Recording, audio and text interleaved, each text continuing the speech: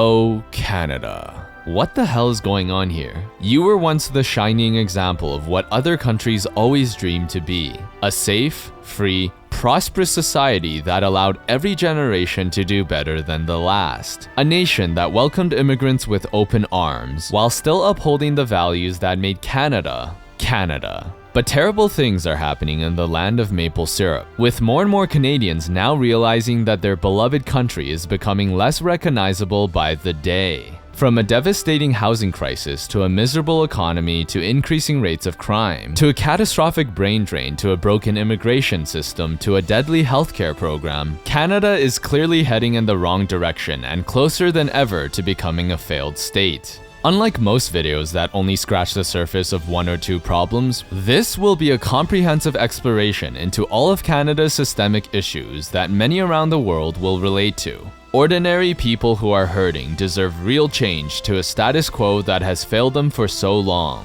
However, serious change requires serious attention. So to understand what's going on in Canada that is making life a nightmare for millions of Canadians, stick around because this is how to kill a nation.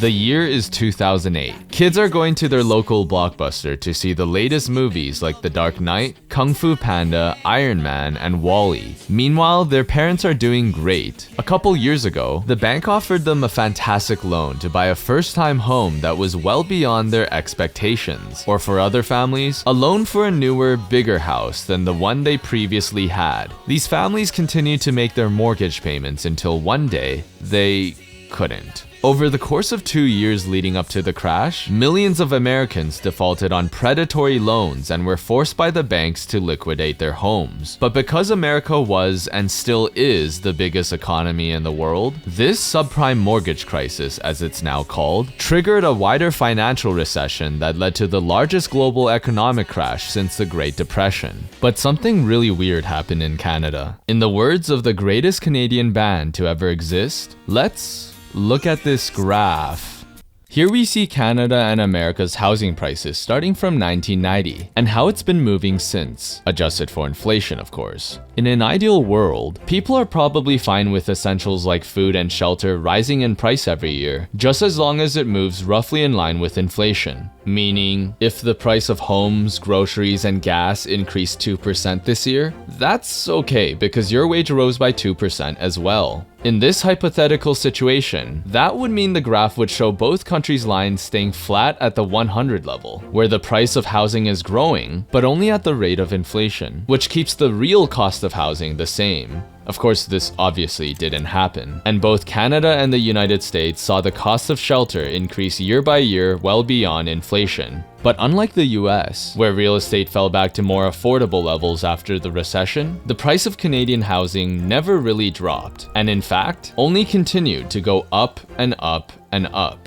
Now don't get me wrong, America's home prices are also way too high right now and should ideally come back down. But imagine living in Canada, where it's this. Among all the countries in the G7, Canada is by far the worst when it comes to housing affordability. To illustrate this issue, let's play a fun game I'll call Guess the Canadian Home. We'll start with contestant number 1, a stunning 4-bedroom, 3-bathroom house with a 2-car garage, a cool kitchen island, a completely open second floor for you to design to your liking, and a nice large balcony to relax and grill some barbecue for just $982,000. Next stop, we have the most gorgeous 5-bed, 6-bath villa built just a few years ago, featuring your very own private pool, a conference room where you can maximize shareholder value, a cool looking kitchen with flowers, a close-up of the flowers because why not, a backshot of the flowers because why not, and a children's bedroom, all for $1.3 million. And lastly, we have our third house of the day, a magnificent 5-bed, 3-bath duplex, which means you get the privilege of having someone on the other side of your wall hear everything you do. On the inside, we see some gently used floors that just need a bit of scrubbing. Beautiful furniture that can be flexibly rearranged, a room perfectly suitable for living, incredible lighting, state-of-the-art heating and plumbing, a well-seasoned bathroom with a sample of the house's interior cut open to remind you of its strong structural integrity, a softly dusted basement to keep the kids and rats sheltered, another room with a big beautiful window to let all the sun in, a second bathroom with 4 unique wall designs, 5 if you include the natural fade from years of moisture eroding the back of the sink, a storage room to fit the ATM you stole last week to afford the monthly mortgage payment for this house, a third bathroom, wow what a treat, with a portable toilet, and a scenic backyard that may or may not contain a dozen used needles throughout the site. This once-in-a-lifetime opportunity to call everything here your home will cost you just $1.8 million.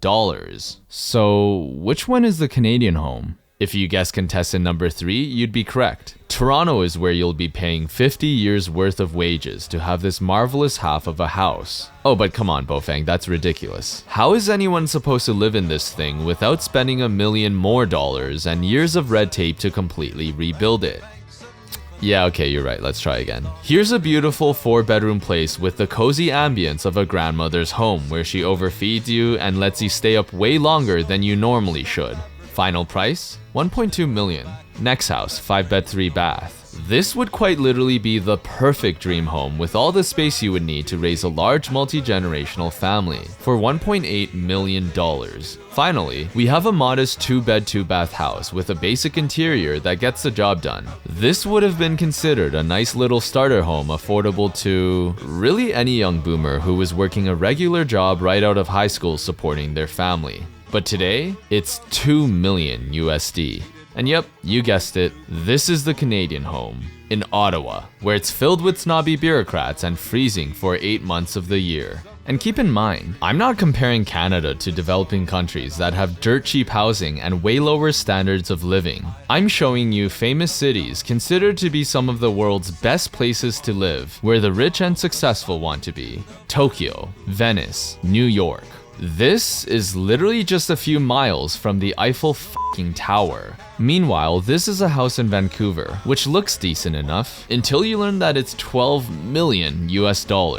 Yes, this old, mediocre home that no one in any normal country would consider special is more expensive than houses in Hong Kong, Dubai, Hawaii, Singapore, and Beverly Hills, places with way more prestige and way less depressing weather. There should be absolutely zero reason why it's so much more expensive to live in Canada compared to all these other cool places. It's even cheaper to just buy your own private island in the Caribbean or Florida.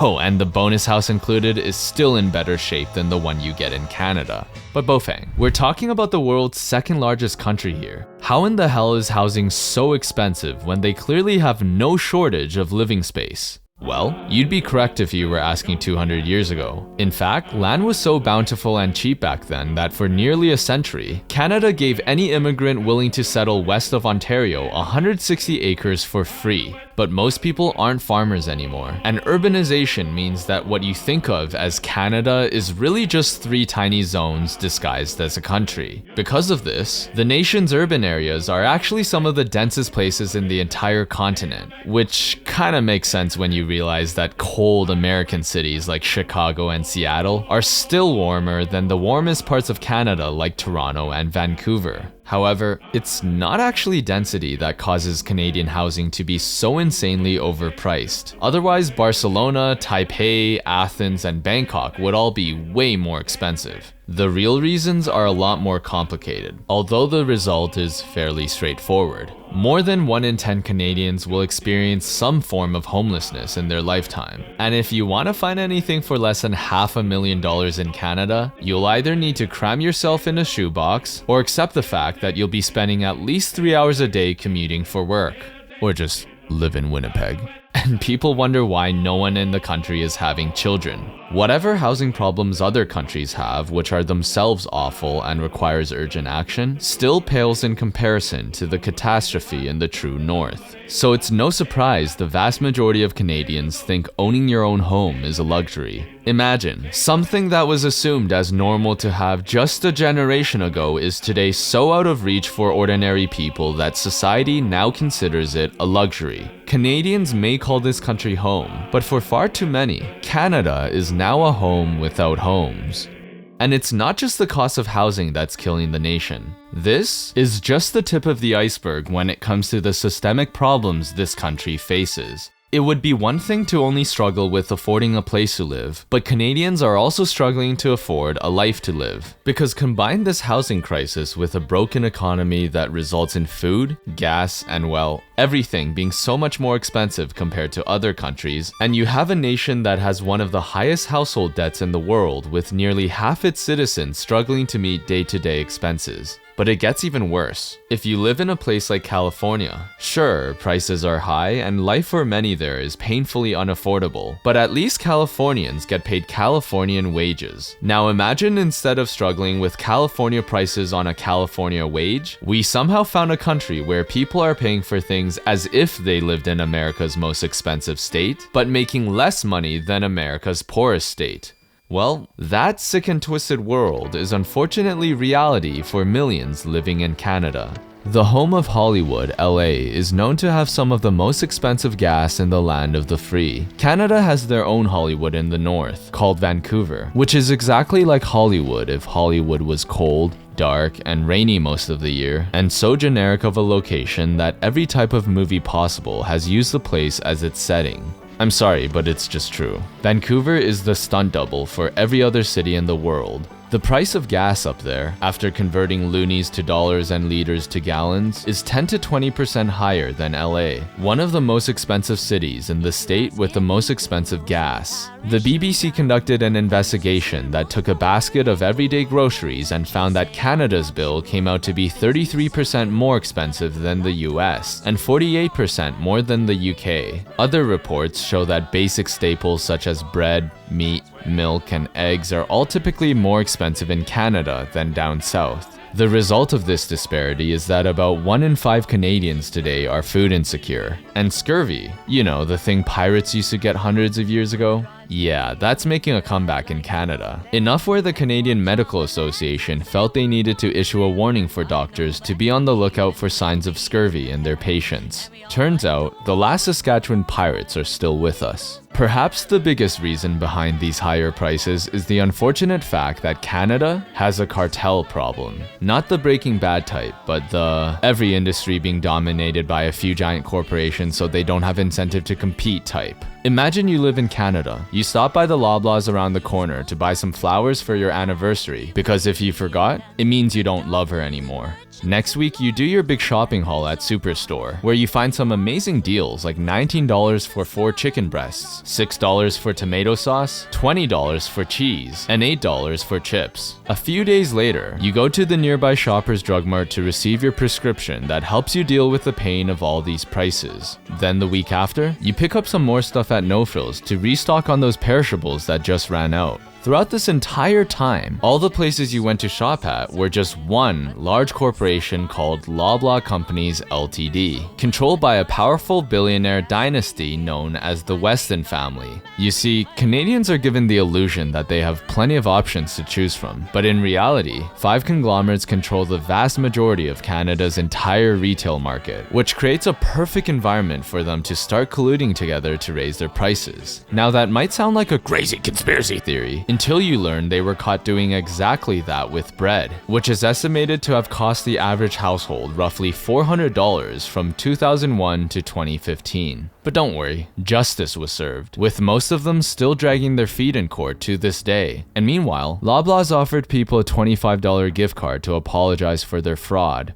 Hey, Roblaw's here. We'll be nice and give a fraction of that money we stole from you over the years. And to add insult to injury, we're not letting you use it on anything other than buying more of our stuff. And keep in mind, they had the audacity to defraud people with something as common and blatantly out in the open as bread, and it still took them over a decade to get caught. So if you somehow think they're only colluding over baked goods and not messing with other products that are much harder to investigate, boy do I have a house in Vancouver to sell you. And I wish it was just the food, but cartels also control Canada's banks, telecommunications, airlines, and so many other industries, which result in Canadians paying higher prices for everything from mortgages to the internet to traveling. Strangely enough, Canada has a problem with both overregulation and underregulation. Overregulation in the sense that the government makes it nearly impossible for companies abroad to compete in Canada, which would actually create an incentive for Canadian firms to make better quality products at a more affordable price. And underregulation in the sense that authorities don't seem to care if industries are consisting of fewer and fewer players as a result of mergers and acquisitions. In fact, just recently, Canada's biggest financial institution acquired the 7th largest in the country. And when it comes to your phone and internet, Canada's number 3 just merged with number 4 as well.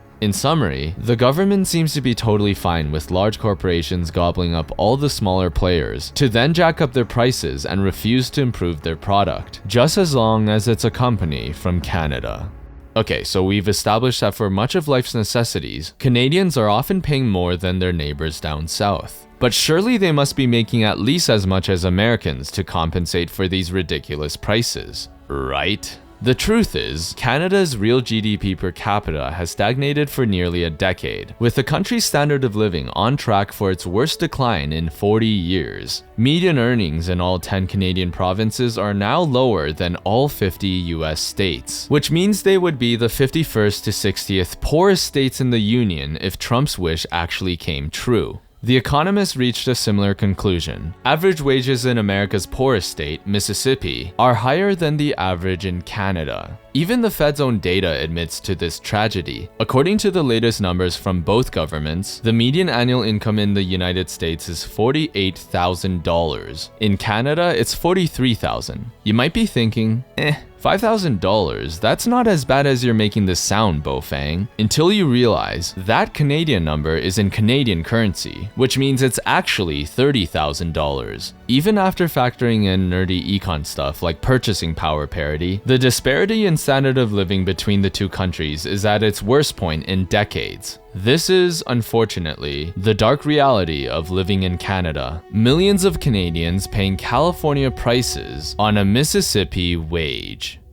As a result of this harsh economic reality, Canada is facing record amounts of its best and brightest leaving her for a better life abroad. Now you might be thinking it's mostly just actors and musicians, right? Obviously they'll have to come to America to make it big. And true, for decades, Canada has always had its fair share of talent go south, particularly in the arts and entertainment field. But now, it's more than just movie stars. It's engineers, athletes, entrepreneurs, influencers, scientists, the media. It's even America's politicians. At every level of society, this international cabal of poutine-eating, milk-bag-drinking Canadians who hide their stench of maple syrup have infiltrated and taken over prominent roles in the American public.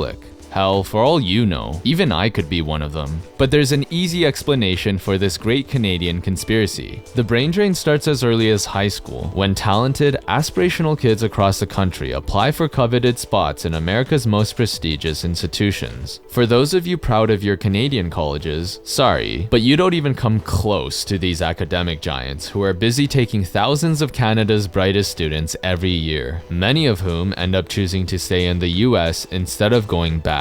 Part of this problem is an expected result of larger neighbors attracting talent, which is as natural as the laws of gravity. But a lot of this brain drain is self-inflicted, coming from years of policies that make the environment for young, aspirational, talented Canadians unnecessarily difficult. There's perhaps no better way to explain this issue than to look at the depressing state of Canada's national pastime, ice hockey. The only sport where part of the game is to let its players beat the absolute shit out of each other. For those outside North America, the big four major sports leagues consist of the NFL, the NBA, MLB, and lastly, the National Hockey League, often overshadowed and forgotten by its three bigger brothers. What's so depressing for hockey fans in Canada is the fact that the Stanley Cup, the NHL's version of the Super Bowl, hasn't been won by a single Canadian team in over 30 straight years. Here's just how long ago 1993 was. Most baby boomers were still in their 20s and 30s. DVDs weren't even invented yet. George Bush was still president at the start of the year. No, the original George Bush. The Dallas Cowboys were actually a good team.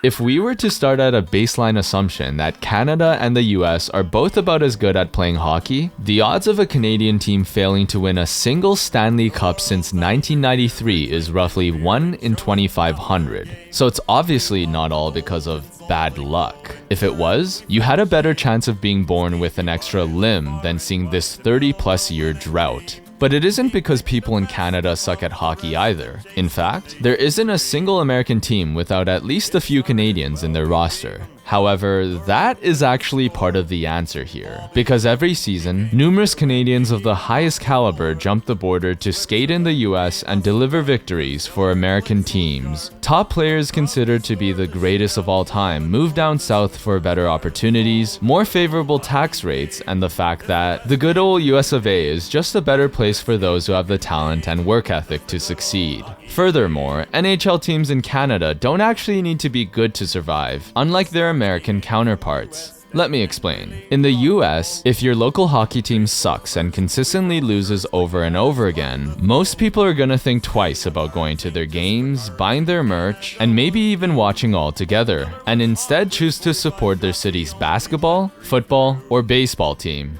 But in Canada, if the Calgary Flames can't even make it to a single final in over 20 years, what are their fans gonna do? Stop watching and start cheering for Calgary's NFL team? How about their NBA team? MLB? Besides Toronto, every other city in the country is stuck with supporting their hockey team, which means stadiums will always be filled, merch will always be sold, and eyeballs will always be on the screen, no matter how dog shit they are. Hockey holds a near monopoly in the world of Canadian sport, and every team up there is essentially an oligarch for each region, pocketing the guaranteed income without ever having incentive to push themselves to the limit. Something any team in any sport needs in order to actually win a major league championship. Look, I'm sure every player wants to win regardless of nationality, but if an organization knows that the money is coming in regardless of how poorly they perform, complacency and stagnation become inevitable. Canada's horrendous record in the NHL is just a small but insightful example that serves as a perfect microcosm of the country's catastrophic brain drain. The financial hurdles that incentivize the very best to take their skills and intelligence abroad. The oligopolistic tendencies of so many industries resulting in a lack of pressure for organizations to do better. This issue is grossly underreported since it's not a disaster we can observe within a day, a month, or even a year. Rather, it is a slow-moving, yet fatal problem that can destroy nations if left unanswered. So if you're a top programmer, why use ChatGPT in Toronto when you can do the same in Silicon Valley and triple your income? If you're a gifted kid looking for the best education, why go to the Ivy program when you can study at an actual Ivy program? If you're a brilliant actor, why be limited to Hollywood North when you can make a name for yourself in the real Hollywood? If you're a hardcore finance bro, why overwork to death on Bay Street when you can do the same on Wall Street for twice the comp? Ask yourself this: what are the long-term effects of a society that constantly pushes out its top-performing, most aspirational people to other countries? Well, we already see its result in the National Hockey League, and other industries aren't looking too great either. So maybe if smart, hardworking, talented Canadians have more incentive to stay, and NHL owners, coaches, and even players start having the mentality of, hey, if we don't perform this year, our team could end up going bankrupt. Maybe, just maybe, will there be a day when the Stanley Cup finally comes home to Canada. As you've probably figured out by now, yes, I am Canadian, so everything I've talked about here has not only been researched, but also informed by my personal experience with having to keep up with soaring rent, groceries, and everything else going on in Canada. When YouTube isn't demonetizing my content, I'm humbled and grateful if I'm making minimum wage creating these videos. Though truthfully, it's becoming impossible to survive relying on ad revenue alone. There's a reason why most creators just pump out easy slop for the masses. It takes so much less time and effort, and the reward from this platform platform is often the same, if not better. So if you're enjoying my content and are able to help me make more videos like this, please consider supporting me on Patreon or YouTube. I seriously cannot do this without your backing. Also, if you think these issues I'm bringing up deserve more attention, please like the video and subscribe so the algorithm will show this to more people. Thank you. Although the choice to leave Canada is just like owning a home, a luxury usually only the privileged can enjoy. But how are ordinary folks faring in the Great White North? We know their economic security is getting worse, however, what about their personal security? Is Canada at least becoming a safer place for regular people just trying to make ends meet? My 5-year-old daughter opens her door, and she comes out of her room in her nightgown, just like rubbing her eyes, and this guy takes the gun off of me, puts the gun right up to her head. They started slicing my arms. Guns treated like toys and lives treated as afterthoughts. This brazen carjacking at a Newmarket gas station while the victim was still pumping it with gas. Who had been released from custody after a bail hearing less than an hour before the incident occurred. That's after police sent forth those arrested for the recent robbery at Rockville Mall were out on release orders. Just 2 days later, another smash and grab. The individuals committing these crimes are violent and are not deterred by the thought of being arrested. The alleged thief drives right at the police officer. This terrifying scene playing out as his wife and kids lock themselves in the bathroom. From over 3,000 a year between 2014 and 2017, exploding to more than 12,000 cases last year. And residential thefts have risen right on pace with others like carjackings during that same period. The officers were confronted by as many as 10 suspects. This wild dash cam video shows them attempting to evade police. 88% increase in home invasions over the past year. For them to be walking through the street just days after such a violent crime, that really scared them. It's like they didn't want to get stabbed. Police say one of the suspects was on probation, and another had been released after a separate offense.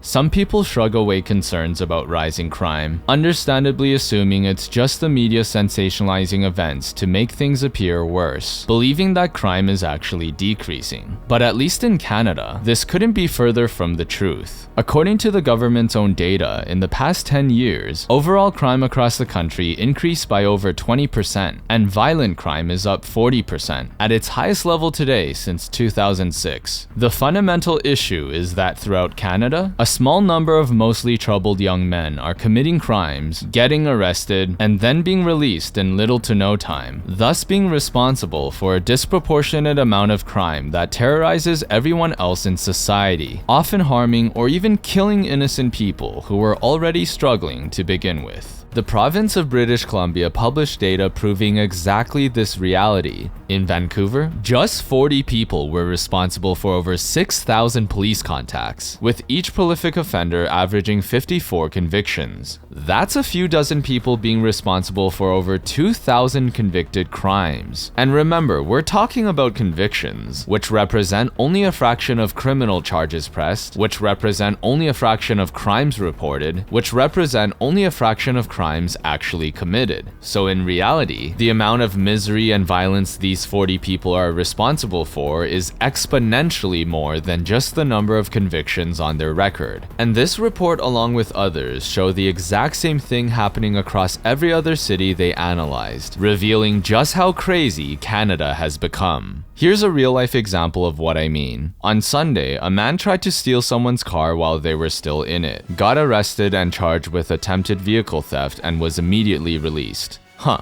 He must have thought, that was stupidly easy. So on Monday, the very next day, he assaulted a woman, stole her Tesla, crashed that Tesla into 2 more occupied cars, and then tried to steal another vehicle as he was running away. The police did their job as usual, arresting him for the 2nd time in a row and charging him with multiple offenses. Then he was released that very day again. At this point, he's thinking, boy, is it a wonderful time to be a criminal in Canada. They're absolutely allergic to stopping me. So 24 hours later on Tuesday, he broke into someone's home while they were still there and robbed them. Now, if you think the legal system finally did something reasonable after 3 straight days of committing crimes, you clearly don't understand this country, because he was released on bail yet again. It's now just as easy to get away with Grand Theft Auto in Canada as it is in Grand Theft Auto. And this isn't just one fringe case. There are so many more examples that it would take forever to even go through half of them, ranging from people constantly getting caught and let go so they can continue robbing random citizens, to criminals with dozens of violent convictions being freed so they can go on a murder spree in their local communities. A man stepped out of his home as he was calling his fiancée and was beaten and brutally stabbed multiple times, inches from certain death. Police investigators later informed the victim that it would take years for the perpetrator to be brought to trial. And even if it went to trial, he almost certainly won't get any jail time, just like many other lovely people. Which means someone who knows where you live because he saw you step out of your home, knows your face because he was busy stabbing you to death, and knows your name because his horrific crime actually made the news this time, is allowed to walk free, stressing you out for the rest of your life since he could come back any day to finish the job. That's fair. At the same time doctors in the hospital were working hard to save an innocent man's life, the attacker was let go. That's Canada for you, a country where the criminal gets released before the victim. To be clear, the solution isn't to just become a totalitarian police state, nor is it to make the same errors other countries make, where far too many are locked up for things that didn't harm anyone, while not nearly enough funding is provided for mental health services and treatment for addiction. But surely we can find something between jailing people for having weed and getting 0 prison time for stabbing an elderly man to death, or dismembering your grandchild's mother and burning her body to hide the evidence, or driving through a residential school march and hitting 4 people with your pickup truck. Oh sorry, there actually was a punishment for that last guy who was yelling racial slurs and screaming that he didn't care if he ran over children.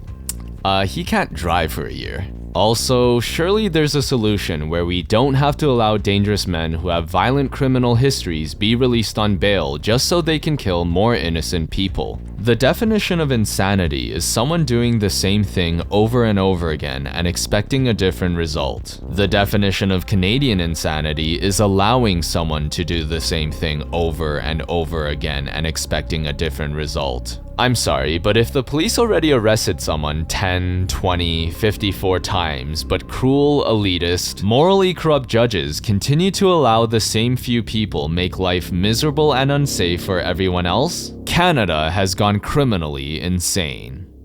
Much of the insanity covered thus far is unfortunately exacerbated by one particular policy that's been rather controversial: Canada's broken immigration system. From the very moment European settlers arrived on indigenous soil, the continent of North America has always been a land of immigrants. We'll skip over the first half of history when explicit policies were made to exclude certain races from being able to immigrate, with perhaps the most notable example being when they forced Chinese people to pay a head tax for decades, and then just outright banned them from immigrating at all. It wasn't until 1976 when Canada introduced a points-based system that focused on the merit of each potential immigrant, assessing factors like their education, age, skills, language proficiency, things that kinda matter. Unsurprisingly, this new framework resulted in decades of a consistent yet controlled stream of young, smart, talented people from all corners of the world contributing to Canada and assimilating in society. Up until recently, Canadians have been more or less satisfied, and often even proud of the fact that they were able to be a country which welcomed newcomers while also ensuring those already there were prospering too. But here's where Canada's problem started, because at the same time the country was doing so wonderfully for its permanent immigrants, they also introduced a worker program that brought in high-skilled people to temporarily fill certain holes in the labor market. This initially made sense, and there wasn't even a need for the government to have a limit on the program since these professionals were only required on a case-by-case basis. But to keep a long and overly complicated story short, this original, well-meaning goal of carefully allowing a limited number of specialized workers to fill in genuine gaps across the economy slowly morphed into a mess of different programs riddled with loopholes corporations are exploiting to create a permanent pool of cheap, unskilled labor that's disrupting virtually every major industry and fundamentally changing the entire economy. Now for the temporary workers, this is great. An opportunity to be in a country where even working at Tim Hortons can pay more than some of the most prestigious jobs back home. And for employers, it's even even better. You no longer have to deal with hiring Canadians who are used to silly things like a living wage, or safety protocols, or workers' rights. You can push these foreigners around all you want because what are they gonna do? Complain and risk getting sent back? And most importantly, for the government that allows all this to happen, the campaign checks will keep rolling in because corporate backers love having a near unlimited supply of cheap labor they can exploit. Oh, and bonus points for being able to call anyone opposed to this racist. To be clear, you shouldn't be blaming the immigrants. They're not the ones who created Canada's policies, and the nation's housing, cost of living, and overall economy aren't failing because of them either. But immigration, permanent or temporary, when done wrong, adds another layer of stress to these areas that make existing issues worse. Yet bad policies can still survive as long as there's benefactors to the status quo. It benefits the immigrants because they can make more money than they did back home. It benefits the corporations because they have a never-ending stream of labor to take advantage of. And it benefits the government because they can continue being funded by lobbyists while also claiming their virtuousness. The only problem is, it doesn't seem to particularly benefit those in the country who are least economically secure, who have the least representation in society, and who have nowhere to go to voice their unheard cry for help. Many of these Canadians, who formed the backbone of the nation, who used to be proud of sharing this land with immigrants, are now saying, yes, this land was made for you and me, but to a degree. Despite Canada being known as a land for all to live, not all who live there wish to do so. Literally. Euthanasia is the medical practice of intentionally ending life to eliminate suffering. In recent years, several countries have begun to legalize the procedure, and the subject is being debated by many others. Now, it's quite easy to see a reason for some form of euthanasia to exist. Imagine Grandpa Joe being 93 years old with stage 4 lung cancer that spread to the rest of his body. The doctor estimates that even with all the treatments available, he still only has about 6 more months to live. At this point, every single day for Joe is a painful, living nightmare, and he doesn't want to spend his last moments dying in horrific agony. Most people here would agree that, assuming Grandpa Joe has capacity, he should be able to tell his doctor, hey, I've experienced this life for long enough and know what's ahead of me, and for that reason, I'm out. However, Canada takes things a step further. You see, their euthanasia program, known as Medical Assistance in Dying, or MAID for short, was first introduced in 2016, and much like Canada's immigration system, has concerningly expanded over the years. At first, MAID was only provided to those with enduring and intolerable suffering, whose death was reasonably foreseeable. In plain English, that's people who were physically suffering and dying soon. But in 2021, Canada passed Bill C-7, expanding MAID to allow people who did not have a reasonably foreseeable death. Additionally, this controversial bill came with a provision to allow people with mental illness access to the program by 2023, but was postponed twice now as a result of opposition by organizations, doctors, and politicians. Even the United Nations Human Rights Council voiced their concern, criticizing the bill for giving people access to MAID who could have instead received adequate services and proper living conditions which would enable them to have a better quality of life. Testimonials from people's experiences with MAID show a deeply concerning picture about the government's inability to properly administer the program, while also shedding light to the dystopian conditions of a healthcare system and housing environment that millions of Canadians experience every day. For instance, a 51-year-old woman with multiple chemical sensitivity, a condition that affects nearly 1 million Canadians, desperately tried to find a place to live within her budget that didn't have cigarette smoke and other strong chemicals, begging local, provincial, and even federal officials to help her. No assistance was provided, so after 2 years of being unable to find affordable housing for her condition, she decided to apply for MAID and was promptly approved by the very government that ignored her.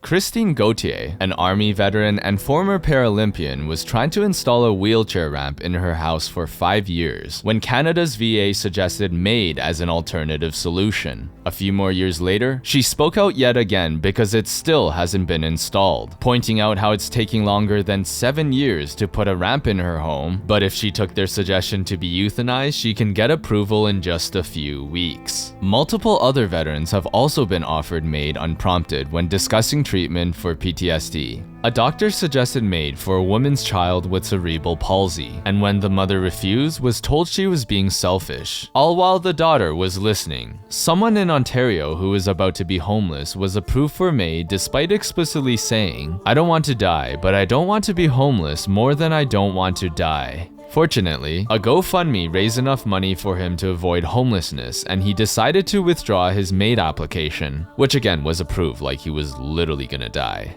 Entrapment is the act of inducing someone to do something they would not have otherwise done. Unfortunately, not only are there no laws against MAID being proposed to patients unprompted, but Canada explicitly allows doctors to suggest euthanasia to people who would have otherwise never even considered leaving this world. It is incredibly disturbing that when people are often at their darkest and most vulnerable point in life, someone is able to go to them without any indication of that person being interested in dying and say, "Hey, here's an answer to all your problems." And if all this wasn't enough for you, the government's committee responsible for working on MAID is now recommending that kids should be able to get euthanized, with their parents consulted where appropriate. Not always consulted, but only when they decide it's appropriate. Also, think about the type of person who feels the need to use the term mature minors when referring to children.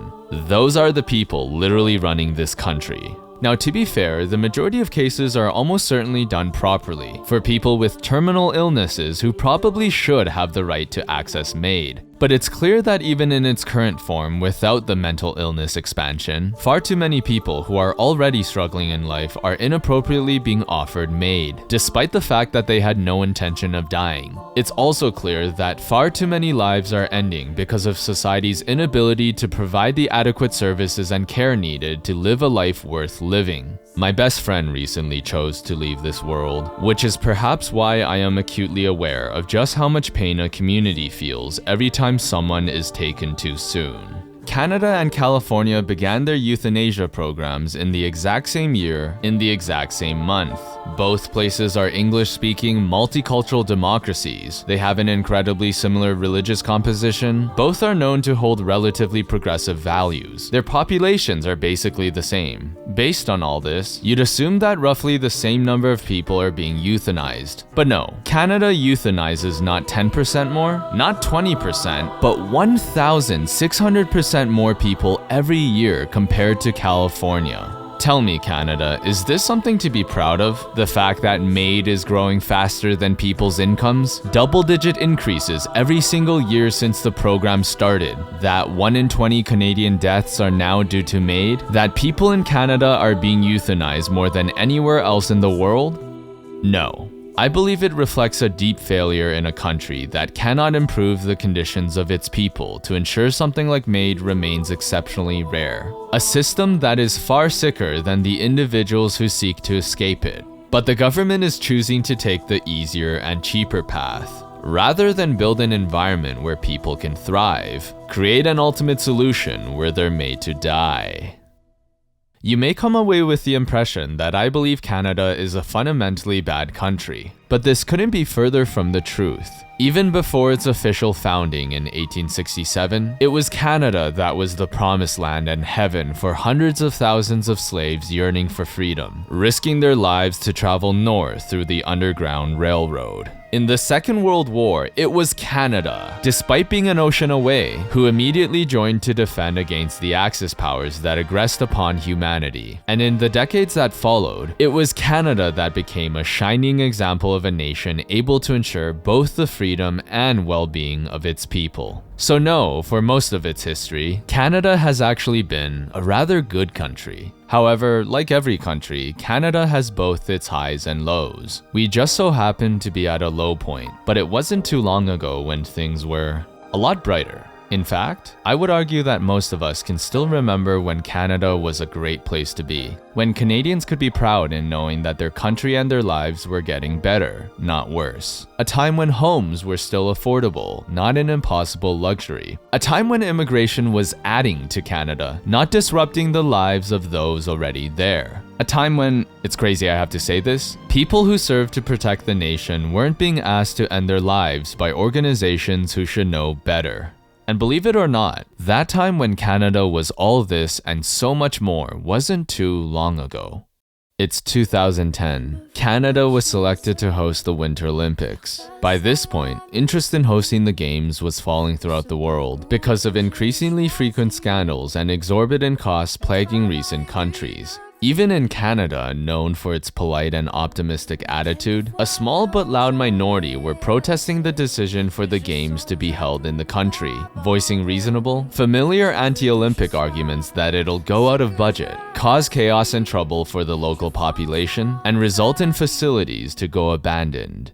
And when the 2-week-long event began, it seemed the pessimists were going to be proven right. The very first day started with a tragically fatal accident during training, casting doubt on the competence of Canadian officials managing the Games. Later that evening, in the opening ceremony, the famous tradition to light the Olympic cauldron went painfully wrong, further embarrassing Canada in front of more than 1 billion people watching. By the end of the first week, Canada had only won 3 gold medals, a disappointing amount for a host country that is kind of known for its strength in winter sport.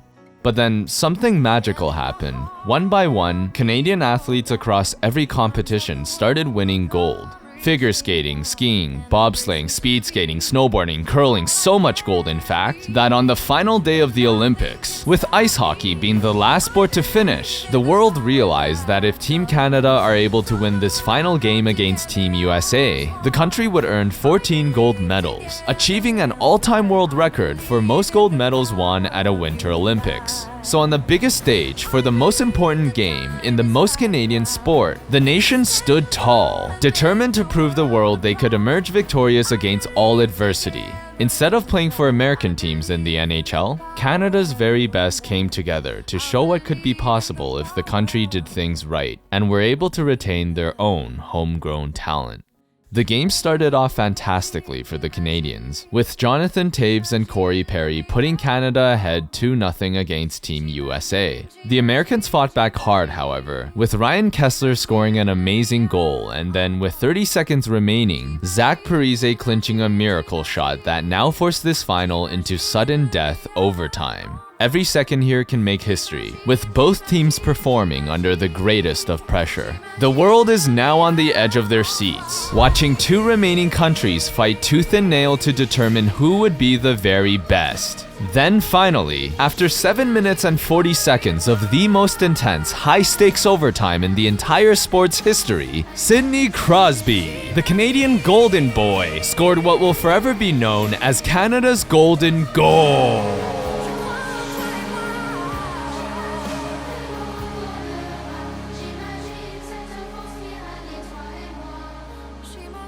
And this, my friends, is when I believe Canada shined its brightest. Complete strangers high-fiving, dancing, and hugging their fellow citizens. People joining each other with glowing hearts, singing the national anthem with pride. The streets noisy and crowded, but in true Canadian fashion, still respectful and safe. Oh, and the pessimists were proven wrong. Canada was on budget, an overwhelming majority of Canadians were glad to have hosted the Olympics, and the facilities built for these games continue to be used by the local community to this day. From far and wide, 80% of the entire Canadian population had their eyes glued to the game, making it to this day the most watched event in the country's history. This was a time when all of Canada came together, united, showing the world their very best. When 96% of people surveyed felt proud to be Canadian, numbers you will now only see in North Korea, when the loonie was often more valuable than the US dollar, so you felt like a millionaire buying stuff from abroad, when people and businesses alike still had confidence in the country, when the median rent was $760, so I wouldn't have needed to ask for your support to create more content for you to enjoy. I'm serious, these videos are impossible to continue making without your help. When crime was at its lowest point ever and only continuing to fall. When the Canadian standard of living was rising faster than its peers. This was the true North, strong and free. This is the country I knew and loved. This is the Canada Canadians deserve. Life was far from perfect, and so the solution isn't to go back to the past, but it is to take inspiration of what the country got right and strive toward building building a new golden era, one even better than before. With a people so resilient, generous, and hardworking, and blessed with immense natural resources on a land glorious and free, Canada's potential is limitless. Throughout my entire video, I deliberately chose not to mention a single politician's name, because these issues, regardless of who created them, transcend the petty politics of today. Individuals come and go, but problems don't just leave with them. So if there's one thing I want Canadians to know, it is that this country is in your hands. And if there's one thing I want this country to know, it is that Canadians will fight for you and save you. Oh, Canada. Thank you for watching until the end. I hope my conclusion allowed you to have a renewed sense of optimism for the future. Please like and subscribe if you enjoyed. It really does mean a lot to me. I want to keep making more videos like this, but I don't have a team of people working for me like other YouTubers, nor is there a corporation funding this channel. All I have is just me, and hopefully your support. If you're able to help me create more content, please consider joining my Patreon or YouTube membership. You'll get cool perks such as having your name shouted out in front of millions of people just like these wonderful friends of mine, whom I am eternally grateful for. Thank you.